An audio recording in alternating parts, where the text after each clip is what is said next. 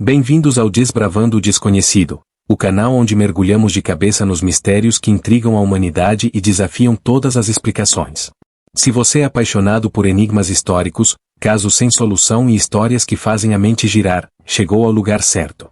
Hoje, vamos explorar um dos maiores mistérios da investigação criminal, o caso Taman Shud, o homem sem identidade. Prepare-se para uma viagem até a Austrália de 1948, onde um corpo sem nome, um bilhete estranho e um código indecifrável nos levam a perguntas que, até hoje, ninguém respondeu. E aí, pronto para essa aventura? Então, deixa seu like, se inscreve no canal, ativa o sininho e vem com a gente desbravar esse desconhecido. Era uma manhã tranquila de 1º de dezembro de 1948, em Somerton Beach, um pedaço de areia calma ao sul de Adelaide, na Austrália. O sol mal havia nascido quando dois jovens jockeys, cavalgando pela praia, avistaram algo que mudaria para sempre o rumo dessa história. Lá estava ele, um homem bem vestido, deitado contra o paredão da praia, pernas cruzadas, um cigarro apagado repousando em seu peito. Parecia estar apenas dormindo, mas ele não respirava mais. Sem carteira, sem documentos, sem nada que dissesse quem ele era. A polícia chegou, e o que parecia ser apenas mais um caso rotineiro logo se transformou em um quebra-cabeça impossível. Quem era aquele homem? Por que estava ali? E o que o levou àquele fim silencioso? As primeiras pistas só aumentaram o mistério. Ele usava um terno impecável, mas todas as etiquetas das roupas haviam sido removidas. Nos bolsos, itens comuns, um bilhete de ônibus usado, outro de trem que nunca foi utilizado, um pente, um maço de cigarros e um chiclete. Nada de extraordinário, exceto por um detalhe que ninguém esperava. Meses depois, durante uma reexaminação do corpo, o patologista encontrou um bolso secreto costurado dentro da calça. E lá, enrolado em um pedaço minúsculo de papel, estavam as palavras Taman Shud. Em persa, isso significa está acabado ou terminou.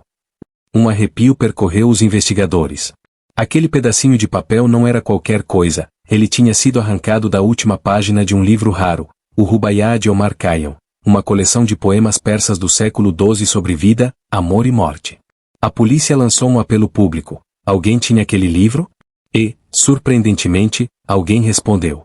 Um homem disse que, semanas antes, encontrou uma cópia do Rubaiyat jogada no banco traseiro de seu carro, estacionado perto da praia.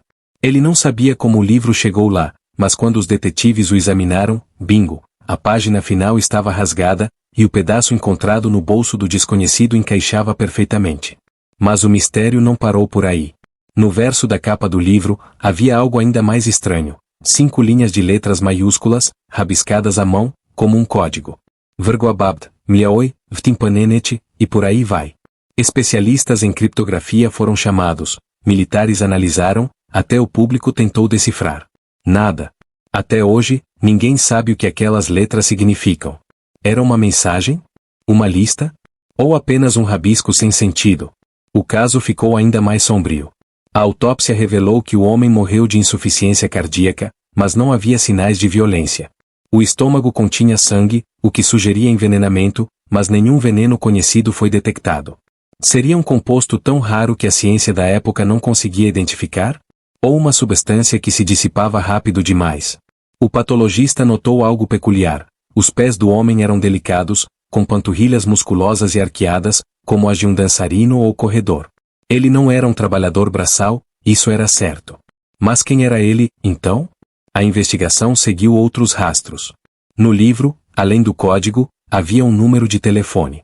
Pertencia a uma enfermeira chamada Jessica Thompson, que morava a poucos metros de onde o corpo foi encontrado. Quando a polícia a interrogou, ela negou conhecer o homem. Mas algo estranho aconteceu. Ao ver um molde de gesso do rosto dele, Jessica quase desmaiou. Ela se recusou a olhar de novo e manteve o silêncio.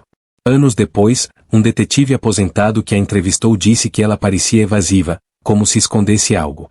E tem mais, o filho de Jessica, Robin, nascido por volta daquela época, tinha características raras nos ouvidos, um formato que aparecia em apenas 1% da população.